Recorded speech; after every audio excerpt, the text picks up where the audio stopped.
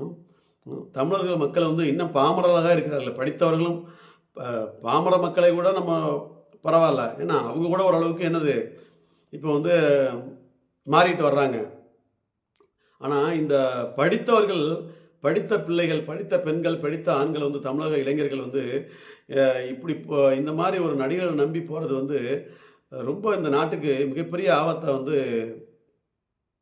கொண்டுக்கிட்டே வருது ஏன்னா ஒவ்வொரு முறையும் ஒவ்வொரு நடிகன் வந்துடுறான். ஏன்னா 2005 அப்படி தான் விஜயகாந்த் வந்தா அப்படி. அவர் இந்த மண் சார்ந்தவர் அல்ல, இந்த இனம் சார்ந்தவர் அல்ல, இந்த மொழி சார்ந்தவர் அல்ல. அவர் வந்து ஒரு தெலுங்கர். ஏன்னா அதுக்கப்புறம் வந்து கமலஹாசன் வந்தா அப்படி 2019.